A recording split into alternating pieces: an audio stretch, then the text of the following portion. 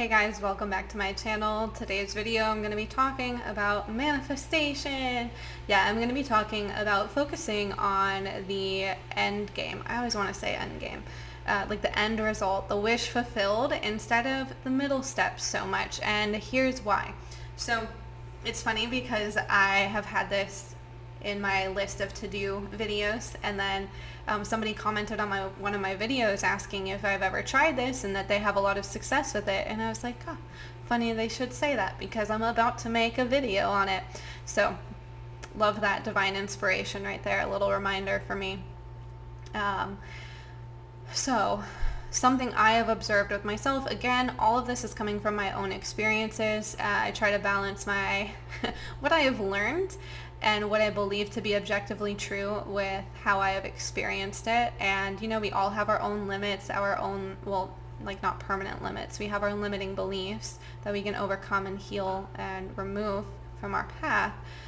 So when it comes to my life versus somebody else's life and the advice I give, those are two different things, right? Well, not two different things, just you guys know what I mean. You know what I mean. So why do I want to talk about living in the end? So the nature of manifestation is typically that we've turned to advice when we feel that we failed or we're failing, or we fear that we're failing, right? Or that something's going wrong, or maybe we're not doing it right? We're doubting ourselves, or we need extra validation, we need extra affirmation that what we're doing is the correct thing. So maybe we're having a little bit of a tough time.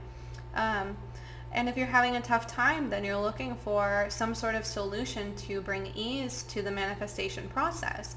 And what I have found is that for myself, when I am struggling with the current 3D circumstances, I will want to manifest my idea of the solution to that.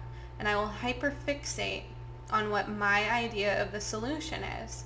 And if you've been studying manifestation, you know that that's going to cause some issues. It's going to keep you stuck in the same place. It's going to just affirm that your situation is not what you really want it to be, because you keep looking at the old reality, which is in your 3D currently, and you're just like, oh my gosh, this old story is still here. And what you need to do is shift your focus to the new story. Now this can be really hard when something is like coming up for us like every day, and it's not it's like literally showing up in our face, and it's something that we feel that we have to respond to every day. So it can be difficult, but there's all sorts of methods out there. It's like my brain's trying to think of like all kinds of different examples, so if I'm all over the place, that's just the way I am. So my example is that I'm not affirming this story anymore. My old story is that I didn't feel chosen, and so that would play out in all aspects of my life. And I've been specifically working on healing this when it comes to business, work, finances, that's one group, and then relationships. More so now, really having to fine-tune romantic relationships. I feel like I've got a handle on it with my friendships. So I have this belief from my childhood that I'm working on healing, of not feeling chosen, kind of like false abandonment, false thoughts or feelings of being abandoned, even though I literally never was, but my brain's like, we were, it'd be like that. So I manifest very undesirable communication situations. And that can be hard to overcome, because in my brain, when I want to fix a relationship, I want to heal what I've created in a relationship, my brain is like, oh, we need to fix this issue with communication. And so then I just end up fixating on the fact that there's a problem to begin with, and that there's something to fix to begin with. And I was so stubborn and blind to the fact that that's what I was doing. I spent months affirming and I didn't have the proper balance, because of course if someone's not communicating with you in a way that you like or at all, you want to affirm to some degree that they are behaving in the way that you desire. But what I did was I said, I cannot believe in the wish fulfilled until I fix this, until the communication is where I want it to be. There is no end, there's no dream here, there's no goal here. So you can see where that didn't really work out, right? Now is that just my subconscious saying I don't really want this thing? And then a part of me being like really stubborn and just at war with myself? Probably. So the situation, I let go of that situation, and I was like, I just need a fresh start with this lesson. And a fresh start did I have. And the second time around, I didn't even worry about the communication issues. I just lived in the end result, in the wish fulfilled. And I saw so much more movement. Now it's a very recent thing, so we're still rendering, but I went from like no movement at all. It felt like I was just making things worse in a past situation, to totally at peace. I'm totally centered. I know it's mine. It's done. Like, no doubt about it. And what I did was I just really focused on the end result. Like, I'd say 70% to 90% you should be focused on the end result, and then whatever that last remaining percentage is for you of your day, whenever, don't force it, but if it comes up, so like 70 to 90% try and live in just the end goal of like whatever the relationship is that you want. Don't focus on the next step, focus on the end goal, and just trust that the next, like, the steps will have to come in. Like, if you want marriage with someone, why wouldn't they start calling you again? Why wouldn't they take you on that date? It's your wife. It's your husband. So anytime those doubts come up, or you're like, oh man, they didn't like my Instagram picture. Oh, of course they liked my Instagram picture. He's my husband, right? It sounds so silly sometimes, but I've had a lot of fun with it. So you don't have to worry about the communication aspect, or being like, oh, no, I really need to focus on them sending me this text message, or they need to apologize in this way. No, of course they apologize to you. She's your wife. Of course she apologized to you. What are you worried about? And then go live in the wish fulfilled. She's your wife. What did your wedding look like? Oh my God, that's right. Your mom and dad were there, and you served what kind of cake? You don't have to have all the details, but it helps to just have like a couple details that you can really feel, even if it's just like a wedding band, or what the temperature is like, or what song, like pick one song you want to dance to. I don't know, some people planned out their whole dream weddings, and so that's like really easy for them. It's not me. Focus on what aspects you can think of that represent your wish fulfilled.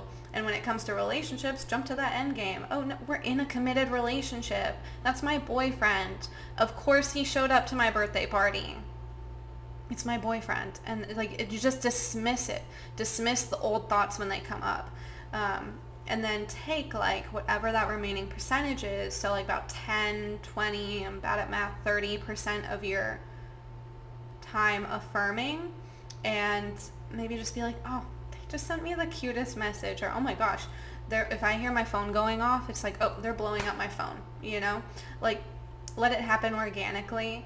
Don't have it be something that you're obsessing over, this middle step. Just affirm that of course these middle steps happened, and it feels so nice when they do. It feels so nice when they call me just to let me know that they're thinking of me, or that they heard my favorite song playing at the grocery store, or they thought of me because, whatever it is.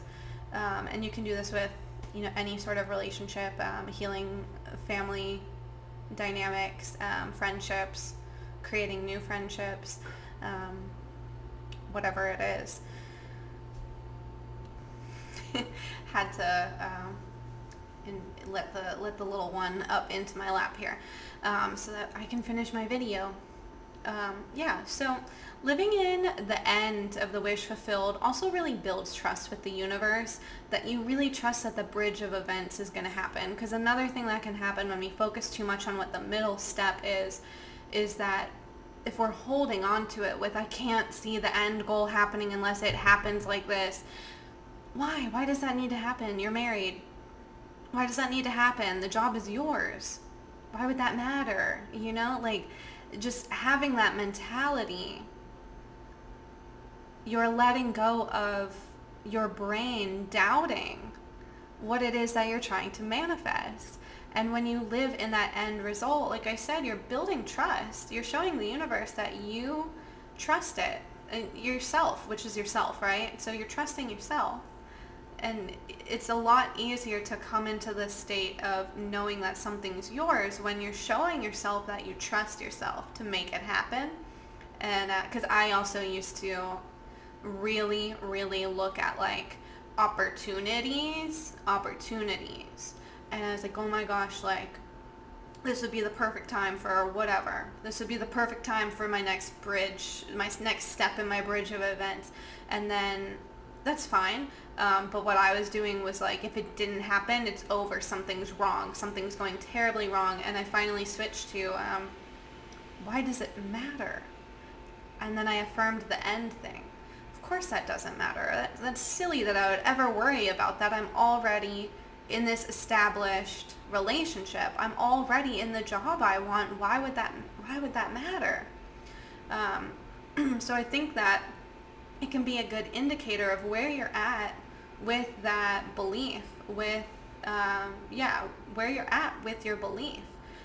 If you are fixating too much on the middle, and you really can't see that end game, then, recognize that. And that's okay. That's okay. Different things have different levels of resistance. It's, everything is different. Everything takes time. Like I said at the beginning in my example, I just let go of the relationship I was trying to fix because I didn't want to deal with myself trying to deal with that anymore. I was like, fresh start. This is exhausting. Could I have changed that? Yeah, sure. But I didn't want to. So it's really cool to know how powerful you are.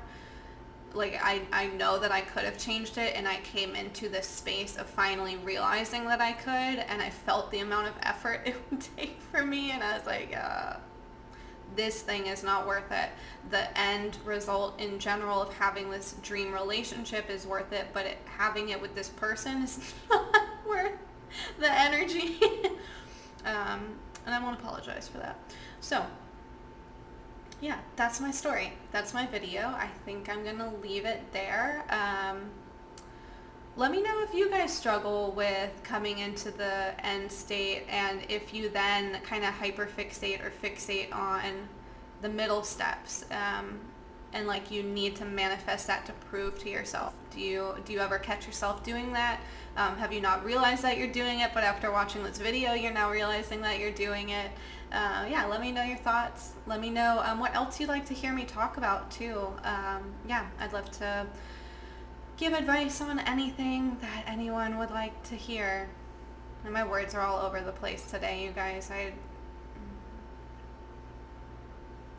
It's really interesting when you come into a space of being so centered that I don't know how to describe it. I'm in such a space of being centered that I'm like almost not able to maintain linear awareness. Anyway, I'm getting real weird with it. This is getting away from manifestation. I'm going to end it there. Like this video if you liked it. Again, please drop a comment. Let me know how things are going for you. How's your manifestation going? Subscribe if you want to see more. And I'll see you in the next video.